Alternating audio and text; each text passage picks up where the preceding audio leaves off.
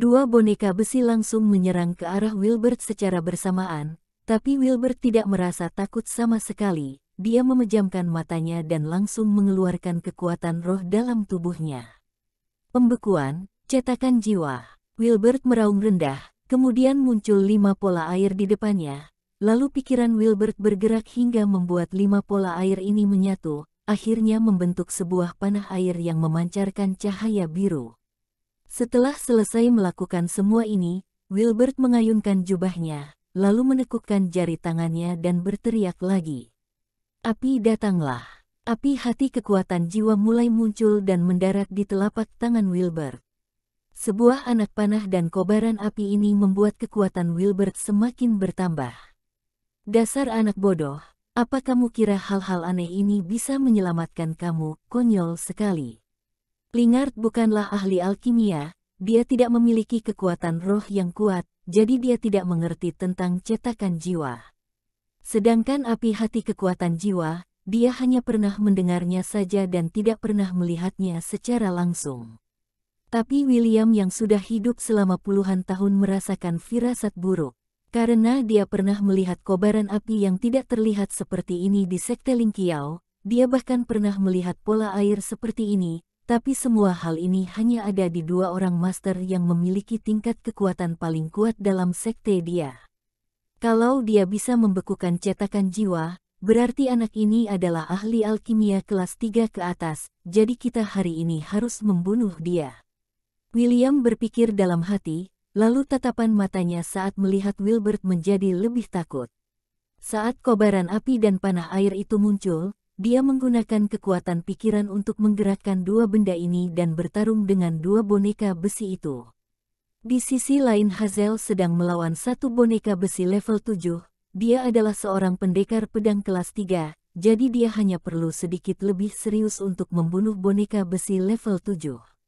Duar. Tapi setiap kali Wilbert menggerakkan api hati kekuatan jiwa untuk membakar hati boneka, serangan dia terus dihindari oleh boneka besi.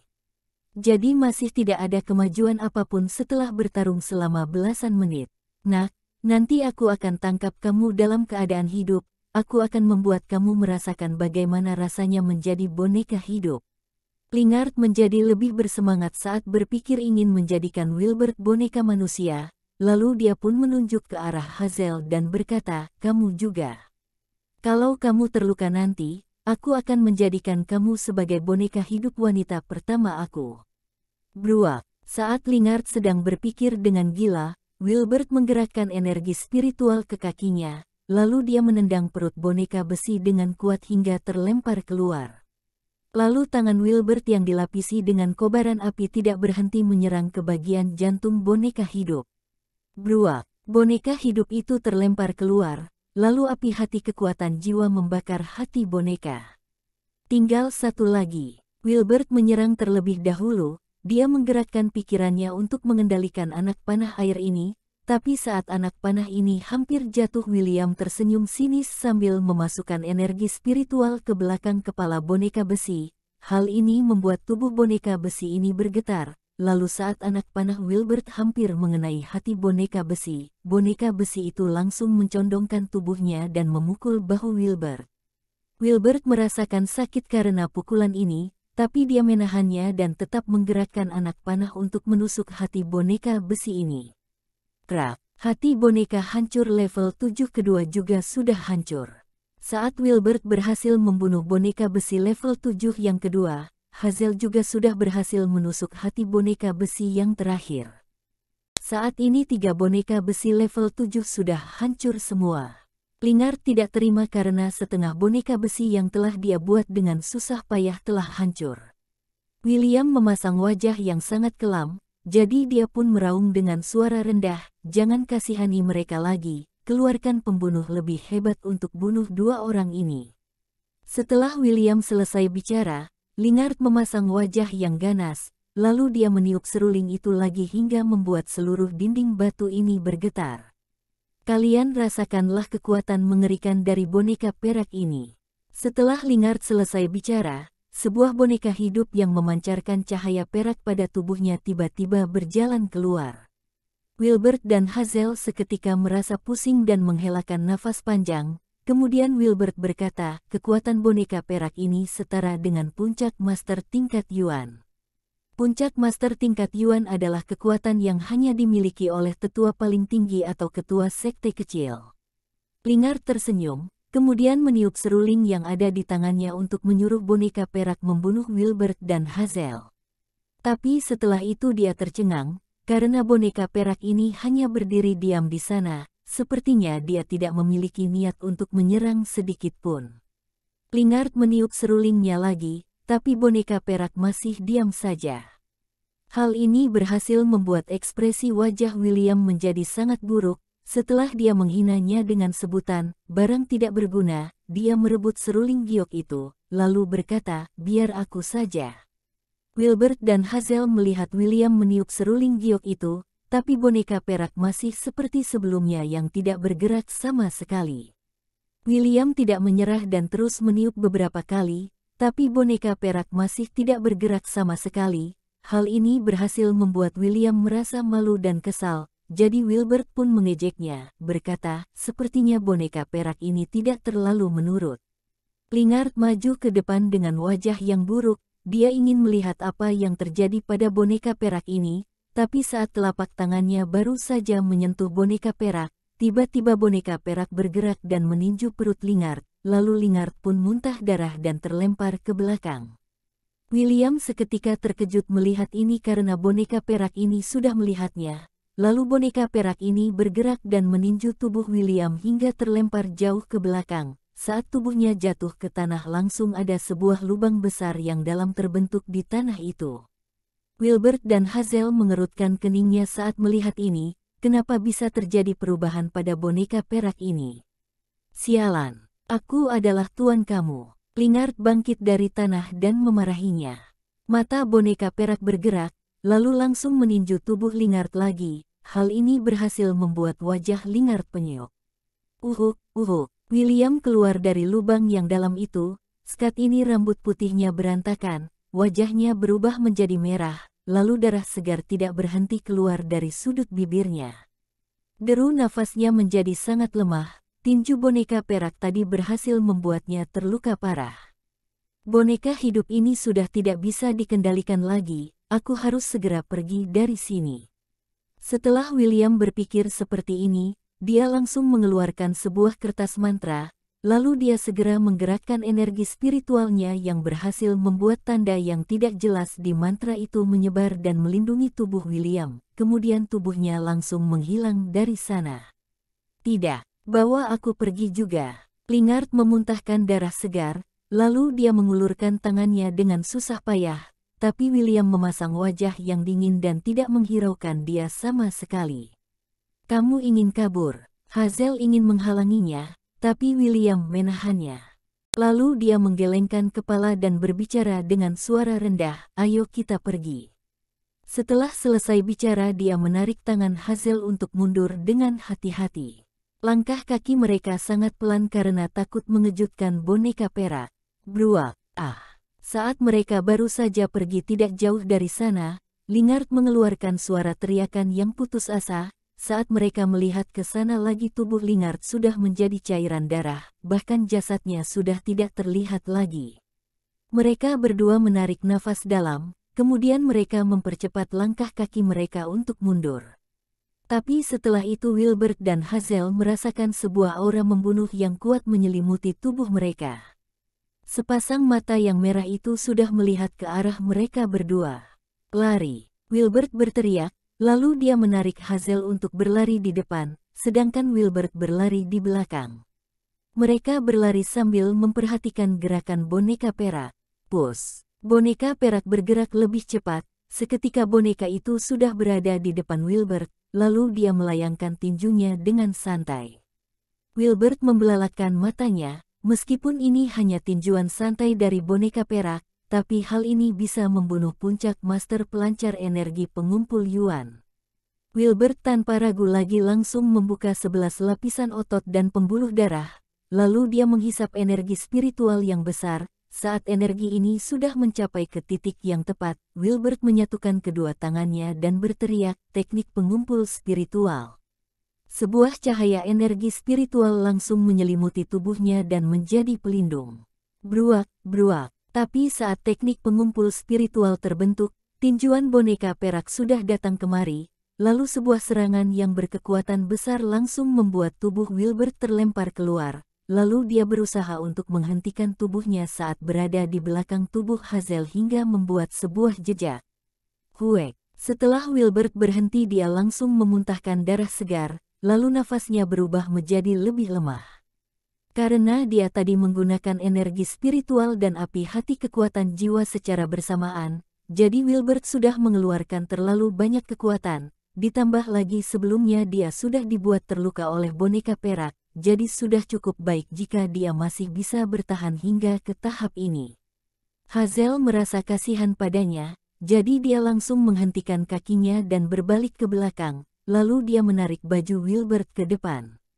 Kamu pergilah dulu, aku akan menahannya di belakang. Hazel mengeluarkan pedang Prestige Red, lalu dia melihat boneka perak dengan wajah yang serius. Hati Wilbert sepertinya digetarkan dengan sesuatu hingga dia tercengang. Tapi tidak lama kemudian dia sudah kembali sadar, lalu dia tersenyum pahit, berkata, ayo kita pergi bersama. Wilbert menarik Hazel kabur dari sana, mereka berdua bukanlah lawan boneka perak, jadi mereka berdua dan boneka perak itu pun saling melakukan pengejaran di koridor yang sempit itu. Pus. Sudah hampir sampai. Wilbert merasa senang saat melihat pintu keluar itu, tapi saat Hazel menoleh ke belakang, dia tidak melihat tubuh boneka perak ini. Apa boneka perak itu tidak mengejar kemari? Tanya Hazel. Sepertinya boneka perak tadi telah mengejar mereka dengan gila. Apakah boneka perak itu sekarang berencana untuk melepaskan mereka? Wilbert mengangkat telapak tangannya, kemudian muncul formasi Wind Flame di telapak tangannya sambil melihat ke depan. Lalu dia berbicara dengan serius, dia bukan tidak mengejar kita, tapi dia sudah menunggu kita di sini dalam waktu yang lama. Setelah Wilbert selesai bicara, dia menaruh formasi Wind Flame di depan. Dum. Ketika formasi Wind Flame ini baru saja mendarat, ada sebuah bayangan perak yang keluar dari sana. Lalu orang itu menerjang ke arah Wilbert dan Hazel dengan sangat cepat. Formasi Wind Flame siap. Wilbert menopang tubuhnya untuk bergerak di dalam formasi yang besar itu, kemudian ada energi api dan angin yang menyapu kemari dan mengerumuni boneka perak yang sedang menyerang kemari. Wilbert memanfaatkan waktu ini untuk menarik Hazel kabur keluar, lalu dia pun tidak tahan untuk menoleh sambil berkata, formasi Wind Flame hanya formasi kelas 2, jadi formasi ini hanya bisa menahannya selama beberapa menit saja. Jika waktu itu telah habis maka formasi Wind Flame pasti akan hancur, lalu energi api dan angin aku terbatas, mungkin kedepannya aku akan sulit untuk membentuk formasi Wind Flame lagi. Wilbert terpaksa menggunakan cara ini. Setelah dia menekan tombol mekanisme, pintu pun langsung terkunci dan meninggalkan boneka perak yang sedang terjerat dengan formasi Wind Flame selamanya terkurung di sana. Tunggu, kekuatan aku sudah cukup. Aku pasti akan kembali ke sini lagi untuk mengalahkannya. Wilbert berpikir sendiri. Hazel mengeluarkan sebuah pil obat yang memancarkan cahaya putih dan 3 garis ungu untuk diberikan pada Wilbert. Lalu dia berbicara dengan wajah yang datar, obat penyembuh luka. Apa kamu benar-benar ingin menyembuhkan luka aku dengan pil King Yuan? Meskipun Wilbert berbicara seperti ini, tapi dia tetap menerima pil King Yuan tersebut. Pil King Yuan adalah pil obat kelas 3 yang bisa menyembuhkan luka luar dan luka dalam secara bersamaan. Pil ini bisa menghilangkan statis darah dan memulihkan energi, lalu pil ini juga bisa membuat luka kita pulih dengan cepat. Pil ini belum tentu bisa dibeli dengan harga yang sangat mahal, kebanyakan master rela menggunakan batu spiritual untuk menukarnya. Jadi saat Wilbert merasa sedikit terkejut saat melihat Hazel bisa memberikan pil King Yuan ini padanya dengan begitu mudah. Hazel mendengus kasar, berkata, anggap saja ini adalah bayaran karena kamu sudah mengobati luka aku saat berada di gua. Wilbert telah memurnikan pil penawar garis ungu kelas 3 saat berada di gua Qingxi. Harga pil ini tidak lebih buruk dari pil King Yuan. Wilbert tersenyum, setelah dia memakan pil King Yuan ini, dia merasa tubuhnya terasa lebih enak. Jika tidak ada pertarungan besar dalam waktu dekat ini, maka luka dia bisa sembuh dengan cepat. Saat Wilbert melihat ke arah Hazel lagi, dia menyadari tatapan mata Hazel terlihat sedikit sedih dan terkadang suka melamun. Raja obat sudah mati, lalu master yang sudah diubah olehnya menjadi boneka hidup juga sudah mati di tangan kita, jadi sudah saatnya aku untuk pulang. Wilbert melihat ke arah kota Tianyun yang jauh dari tempatnya. Waktu itu dia pergi dari kota itu dalam keadaan yang menyedihkan. Setelah melewati banyak hal, akhirnya dia sudah berubah kembali menjadi lebih baik lagi. Tapi dia juga merasa sedikit sedih saat memikirkan ini. Meskipun aku tidak tahu kamu mau kembali kemana, tapi aku merasa lebih baik kita pergi bersama saja. Hazel tiba-tiba berbicara dengan tenang. Wilbert tersenyum saat mendengar ini, lalu berkata, aku belum tentu masih bisa hidup lagi jika aku pulang ke sana, jadi untuk apa kamu ikuti aku?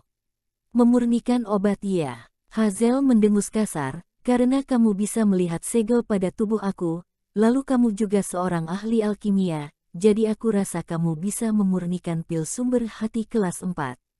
Kalau tingkatan dan bahan yang aku miliki tidak cukup, maka aku tidak akan bisa memurnikan obat itu.